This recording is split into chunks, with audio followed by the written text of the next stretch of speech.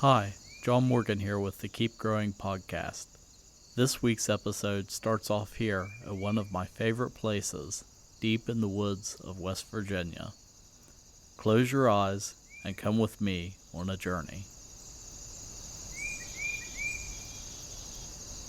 It's a sunny day. Shimmering sunlight filters through the leaves as they rustle slightly. You smell the fresh scent of pine carried on the breeze from a nearby stand. You hear the birds in the distance and the crunch of leaves beneath your feet. Everything is alive around you. This is nature.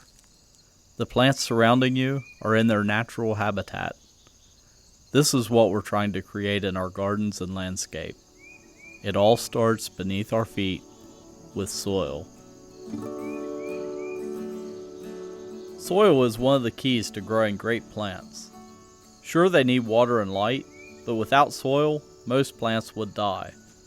In the Bible, man was made of the dust of the earth. We are composed 100% of material that came from a plant or something that ate a plant, and those plants came from soil.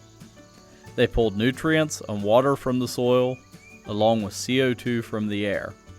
Combine that with light for photosynthesis, something we're going to talk about in episode 4, and you get plants. For as long as mankind has been growing plants, we've known the importance of the soil.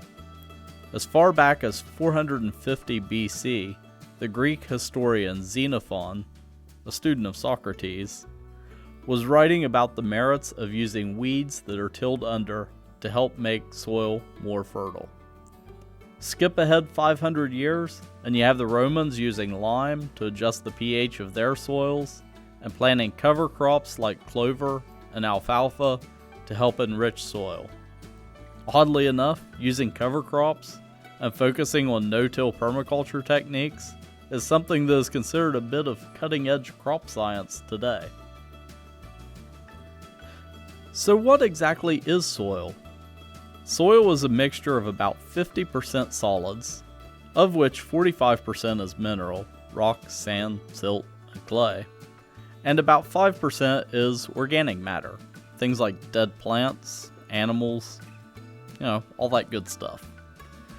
The other 50% is voids, about half of which is water, and the other half air. These voids are really important because they allow for the transportation of water and nutrients to roots. Compaction, a common problem in work soils, can hurt healthy root growth. The processes that form soil are quite complex. You have erosion of the parent bedrock by wind and water, the addition of organic matter by plants and animals, and of course time. Over vast periods of time, the soils in an area will change and develop layers. Of course, over these thousands of years, changing weather patterns can have its own effects too. Right now I'm recording this in our headquarters in the Ohio River Valley. This whole region was shaped by melting glaciers at the end of the last ice age. And the silty, fertile soil of the river valley is what allowed Bob Barnitz to start growing produce here in 1970 and led to the creation of Bob's Market and Greenhouses. So now that we know a little bit about what soil is, let's explore what makes a good garden soil. First off, a good garden soil is rich in humus. That's the scientific name for the organic component of soil. It is the result of the decomposition of leaves, grass clippings, and compost. When we were back in the woods at the start of the episode, all those leaves that fall in the fall will break down with the help of fungi, earthworms, and other critters to form humus. That's also why Xenophon and the Romans saw the importance of tilling plant material into fields. They were jump-starting the humus-making process. Adding plant material to your garden soil is the key to building a great home for your plants. This applies to landscape beds too. This is the first time you'll hear me say this, but probably not the last. I hate weed cloth. That's just my opinion, but I believe if you want to build healthy landscape beds, don't use it. Instead, opt for a thick layer of mulch that you can till in when it starts to break down. Over time, this will help increase the organic matter in your landscape beds and just make the soil better. Leaves are important too. Just like on the forest floor, leaves are a great resource for building healthy soil in your landscape and garden. In the fall, I collect leaves for the garden and till them in with other amendments where they can break down over the winter. Amendments. What's that, you might be asking? It's a term you'll hear quite often in gardening. A soil amendment is simply anything added to the soil to help improve its quality. This might be lime to adjust the pH, organic matter like leaves, or other ingredients like granulated fertilizers. We'll cover soil amendments and soil testing in later episodes, but if you're wondering where to start, a soil test can be a great starting point. I'll put a link to a blog post about soil testing in the show notes. Here in West Virginia, the state's extension service will do soil testing for free. Most state extensions offer this service either for free or a small fee. This also might be a good time to talk about extension services. The extension service dates all the way back to the agricultural clubs that sprang up after the Revolutionary War in the early 1800s. Then later on, after the formation of the U.S. Department of Agriculture and land-grant universities, in 1914 a partnership between the USDA and universities was established with the Smith-Lever Act. Congress created the extension system specifically to address rural agricultural issues. And you know I'm from West Virginia because I can't say rural. Anyhow, at the time, more than 50% of the U.S. population lived in rural areas, and 30% of the workforce was engaged in farming. The Extension Service was a key part of training farmers in the newest techniques, and that helped support production through World War I and World War II. Today, state extension services not only support farmers, but also home gardeners in suburban and urban locations. We'll definitely be hearing more about state extension services in future episodes. Okay, that was a bit of a rabbit trail there. Let's get back to soil. So far, I've mainly talked about the soil you might find in your garden or in your landscape beds. So what about the soil we use for growing plants in pots, raised beds, and the kind you might find in bags at the garden center? Would you be surprised if I said that isn't soil at all?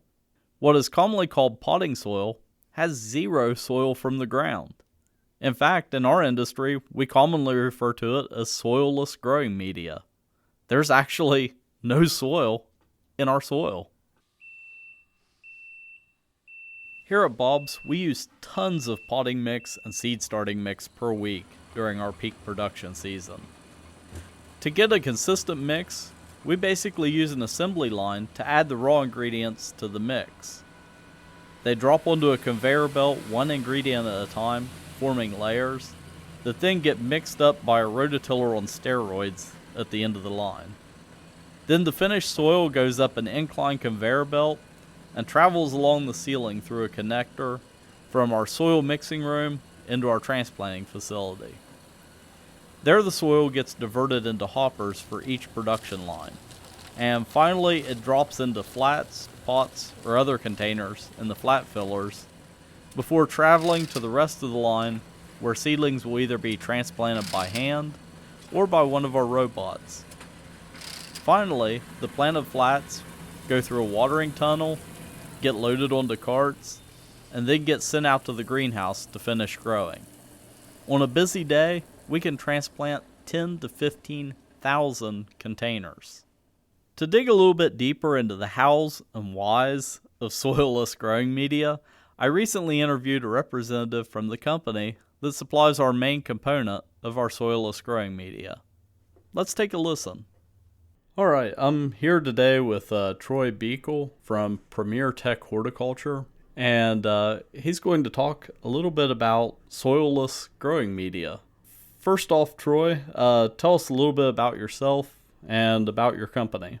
Thanks, John. Yeah, as you mentioned, my name is Troy Beekle, and I work as a grower services individual with Premier Tech Horticulture. And basically, my function here at Premier is to help out customers, whether it be professional growers or homeowners that have questions about our products or use of our products. That's my main function, and been doing that since late 1994. But a little bit about Premier Tech. Premier Tech is a great company. It actually started in 1923, and its primary product it sold back in those years was the sphagnum peat moss, and that's kind of what we've been primary in. And in 1968, we kind of, with a joint venture with Cornell University and a couple other universities, we started to produce the first commercially available growing media, which we know as Promix. That's the name we still have today, so kind of excited. This year we're going to be celebrating 50 years of creating Promix. And another interesting thing is we're the second or third largest, depends on where the sales have fallen, of peat products and soilless media in the whole North American continent. Okay, so when you say soilless media, whenever I do tours of our facility, that's always something that's kind of hard for just average people coming in that have never been exposed to our industry to kind of wrap their head around, is that there's no dirt in our dirt.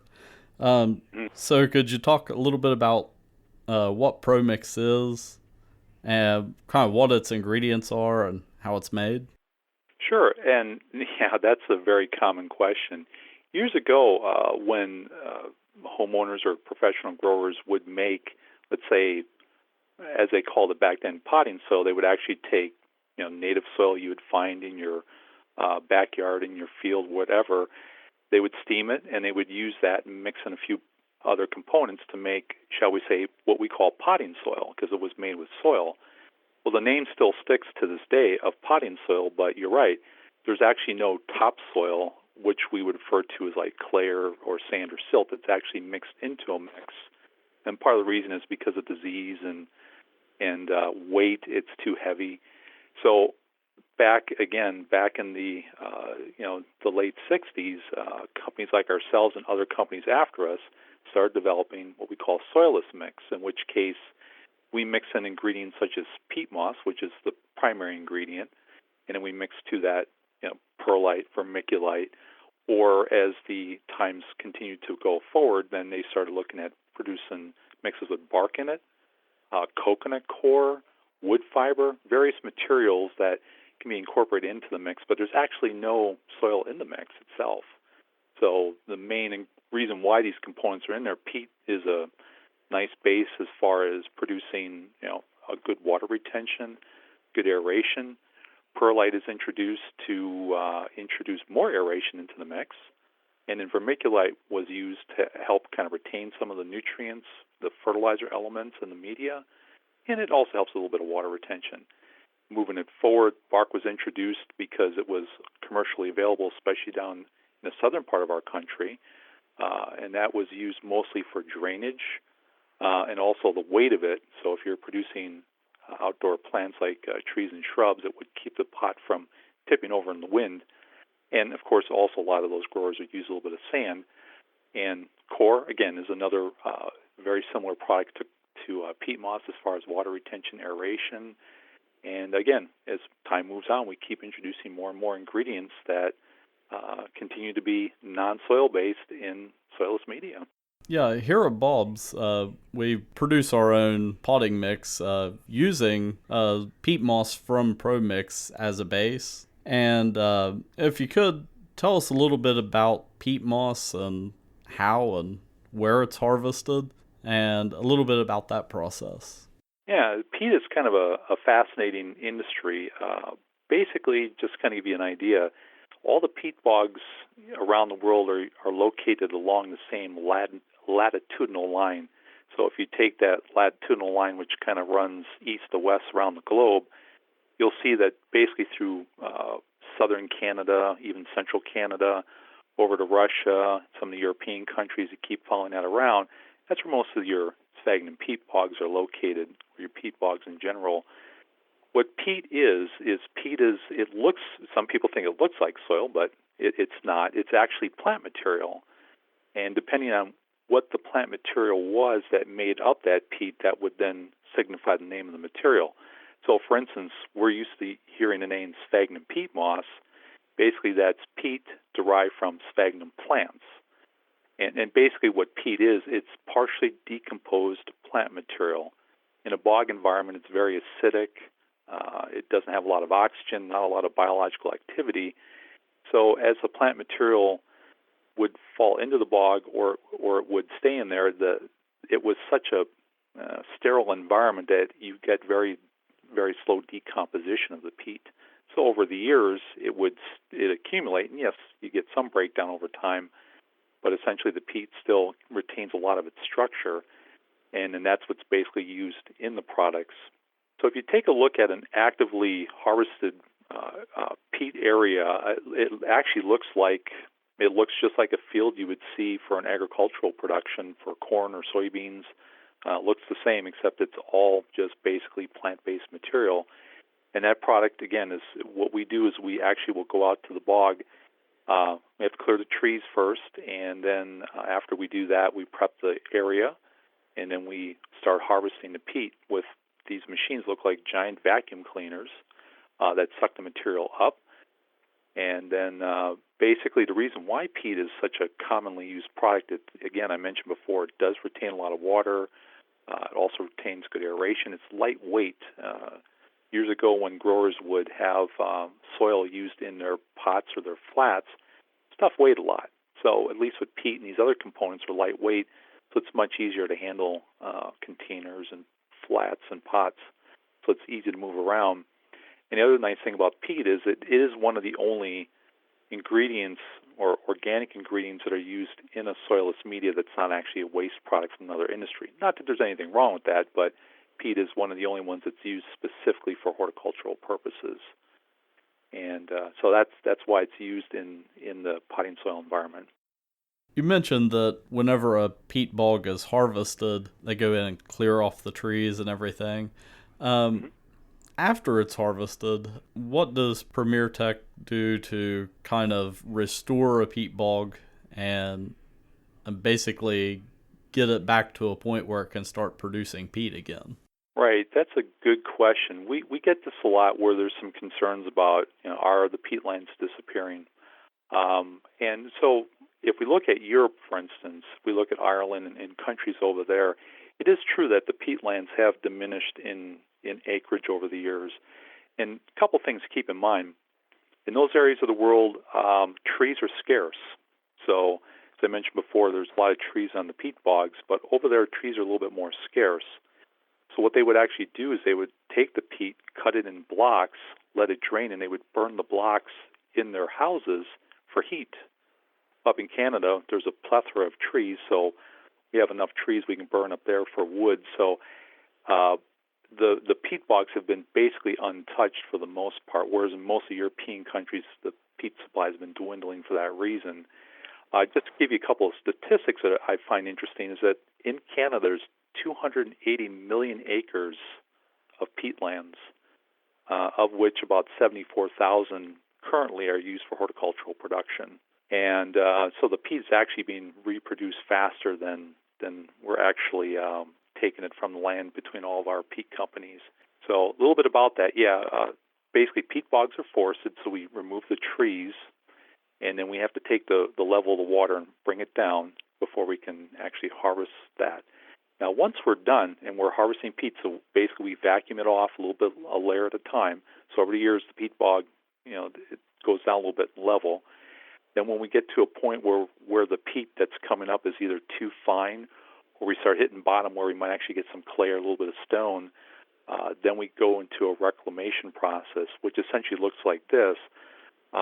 When we open up a new area of bog, we'll take the live moss from that bog. We'll come back to the area we're going to restore. We use a manure spreader. We spread the live moss on top of the bog. Then we cover it with straw. We bring the water level back up so it's at a level that's good for the growth of the sphagnum moss. Put a little fertilizer down, and about 10 to 12, maybe 10 to 15 years, that bog will be fully restored and functional back to its original purposes. I think that's a great process because 10 to 15 years is a long time. So I think it's great that your company's thinking ahead, and they may not even see the benefit from it, but, Correct. 50, 100 years from now, that benefit's going to be there of restoring those bogs. Yeah, it's a long-term process, but I think as a company, we need to be responsible for what we do. Mm-hmm. And we're not the only peat company that does that, but we recognize that it's the right thing to do for the environment, and also it's also something where we're working in partnership with the provincial governments, local governments, to make sure we bring them back to fully functioning ecosystems. And in doing that, partnering with them that way, it helps to preserve a natural resource that's very big in Canada. Mm-hmm. Okay.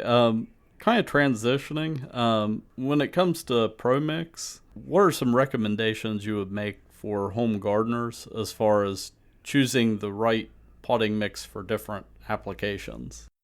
Sure. I know at Bob's, you guys offer a pretty good selection of our popular products, and there's basically four I want to highlight. The first one would be the ProMix BX. The ProMix BX it doesn't really stand for anything. Well, let's call it the basic mix. It's basically used by professional growers to grow all kinds of plants, whether it's from in some cases, seed germination to small pots to hanging baskets to even big planters. It comes in larger sizes because it is a professional product, and it can be used for a lot of different applications. So it's got that real spongy, aerated type feel to it, so it's a good all-purpose product. Now, in our consumer products that you guys offer, we do offer some smaller packaging options for folks that might have smaller plantings to do, or maybe limitations on the area they can plant. So the first one we offer is the ProMix Premium All-Purpose Planting Mix. And what this is it's very, very similar to the ProMix BX, except in a smaller package. So again, you can use that for seed germination, for pots, flats, baskets, even larger containers outside. To look at different options, we also offer a ProMix Premium Potting Mix. And what that is, it's the same product as the all-purpose, except this product contains two additional ingredients, which would be a controlled-release fertilizer, so you don't have to fertilize the plants that are in there, and a hydrophilic polymer, which basically is like a gel substance that absorbs the water and holds on to it and gives it back to the plant, so you don't have to water quite as frequently. So that's a nice option, especially for outdoor planters that are going to be exposed to the hot sun. And the last option we offer would be the ProMix Premium Organic Vegetable and Herb Mix. So again, this is a peat perlite-based product, but it's a certified organic product that basically can be used for growing vegetables and herbs. What we do is we put an organic fertilizer in there as a starter charge, as all of our products do have a starter fertilizer charge, so you can get your plants off to a good start. All right. Before I leave you, what would be a good way for people to get in touch with you or folks at Premier Tech if they have any questions? Sure. You can always come to our website at pthorticulture.com. That's P as in Paul, T as in Tom, horticulture.com. And there you can look at anything relating to our products. You can even click on the link to our consumer products and read up about the products we discussed today, as well as there's also helpful tips, videos, other information that can help you in your gardening success. You can even contact our office here. We have a satellite office in Pennsylvania, and our number here, if you have any questions about gardening, would be 800-424-2554. And any one of us here would be happy to help you out with any of your gardening questions. Thanks so much, Troy, for sharing this great information with us. Being a bit of a manufacturing geek, I always love learning about stuff like this. I knew that the ability to create a uniform mix and protecting against diseases were a couple of reasons for using soilless growing media, but I never considered the weight issue in shipping. I guess that's why I work in IT here and not the shipping department. Also, the process that Premier Tech and other Canadian peat producers go through to restore harvested bogs reminds me of an old Greek proverb, which will be our bit of gardening wisdom for this episode. It basically says, "A society grows great when old men plant trees whose shade they know they shall never sit in." I hope you enjoyed this week's episode of the Keep Growing podcast. Join me again in 2 weeks as we continue to explore the basic concepts of gardening and take a look at seeds. What are seeds from a biological standpoint? I am a science teacher after all. How do the seeds that you buy in little packs at the store actually get to the store? Also, what's the difference between an heirloom seed, a hybrid, and some of the other terminology you hear? We're going to explore all that in our upcoming episode. If you want to dig a bit deeper, head on over to our website at bobsmarket.com/keepgrowing for this week's show notes. There I have links to helpful blog posts, websites, and videos to help you explore the important role soil and soilless growing media plays in the garden. Also on our site, you can find links to our various social media accounts. If you want to contact me directly with questions, comments, or smart remarks, shoot me an email at keepgrowing@bobsmarket.com. Until next time, keep growing. The music in this week's episode is by Wes Hutchinson. Copyright 2018, Bob's Market and Greenhouses, Incorporated.